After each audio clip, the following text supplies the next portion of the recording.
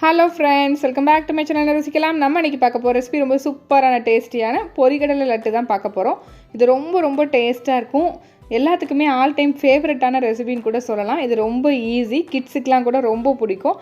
தீபாவளினாலே நிறைய வீட்டில் இந்த ரெசிபி செய்வோம். வாங்க இப்போ இதை எப்படி செய்யலான்னு பார்க்கலாம். அதுக்கு முன்னாடி நம்ம சேனலில் இப்போ தான் நீங்கள் ஃபஸ்ட் டைம் பார்க்குறீங்கன்னா மறக்காமல் சப்ஸ்கிரைப் பண்ணி பக்கத்தில் உள்ள பெல் ஐக்கானை கிளிக் பண்ணி அதில் ஆல்கிற பட்டனையும் கிளிக் பண்ணி வச்சுக்கோங்க.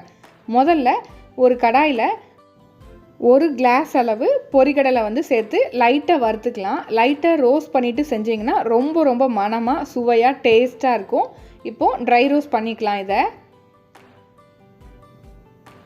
லோ ஃப்ளேமில் வச்சு வறுத்துக்கோங்க. அப்போ தான் உங்களுக்கு அந்த கலர் சேஞ்ச் ஆகாமல் நல்லாயிருக்கும். ஒரு 2-3 நிமிஷம் தான் ஆகும், ரொம்ப நேரம் வறுக்கணும்னு அவசியம் இல்லை. பாருங்கள், இப்போ நல்லா வறுபட்டுருச்சு. நீங்கள் கையில் எடுத்து பார்த்தீங்கன்னா கை பொறுக்கிற அளவில் சூடில் இருக்கணும், அவ்வளோதான். இப்போ இது கொஞ்சம் நல்லா ஆறட்டும். இப்போ ஒரு மிக்சி ஜாரில் ஒரு 5 ஏலக்காய் சேர்த்துக்கோங்க. அரை கப்புலேருந்து 3/4 கப்பு அளவுக்கு சுகர் சேர்த்துக்கலாம். நான் 3/4 கப் சுகர் எடுத்திருக்கேன். சேர்த்துட்டு இப்போ இது கூடவே நம்ம நல்லா ஆற வச்சுருக்கிற வறுத்த பொரிக்கடலையை இதில் சேர்த்துக்கலாம். இது கூடவே டேஸ்ட்டுக்கு ஒரு 4 முந்திரி பருப்பு சேர்த்து வறுத்து சேர்த்துக்கலாம். அப்படி இல்லைன்னா ஒரு ஸ்பூன் அளவுக்கு வேர்க்கடலையை நல்லா வறுத்துட்டு தொலியை எடுத்துட்டு அப்புறம் சேர்த்து அரைச்சி எடுத்துக்கலாம். நான் இன்றைக்கி வெறுமனையாக தான் செய்கிறேன். இப்போ இதை நல்லா அரைச்சி எடுத்துகிட்டு வந்துட்டேன். பாருங்கள், நல்லா பவுடராக அரைச்சி எடுத்துக்கணும், நல்லா நைஸாக.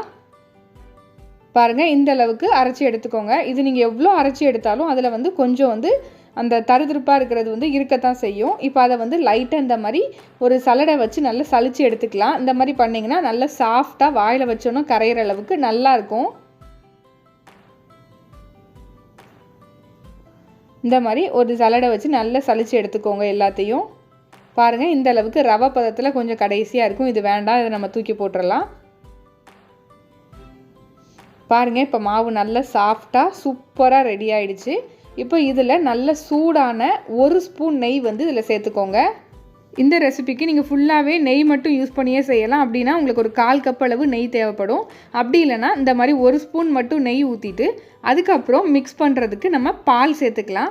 பால் பார்த்திங்கன்னா உங்களுக்கு ஒரு 1/4 கப் பால் தான் தேவைப்படும். நல்லா காய்ச்சி ஆற வச்ச பால். பால் கொஞ்சம் வெதுவெதுப்பாக இருக்கிற மாதிரி பார்த்துக்கோங்க.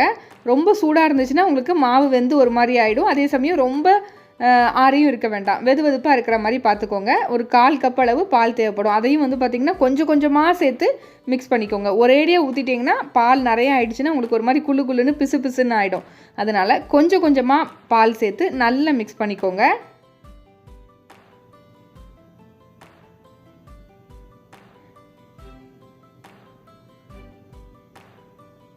இப்போ இதை நல்லா பிசைஞ்சிட்டு காமிக்கிறேன். பாருங்கள், இப்போ இதை நல்லா பிசைஞ்சாச்சு. நல்லா சாஃப்டாக பிசைஞ்சு எடுத்திருக்கேன். இப்போ கையில் கொஞ்சமாக நெய் தடவிட்டு நல்லா உருட்டிட வேண்டியதான்.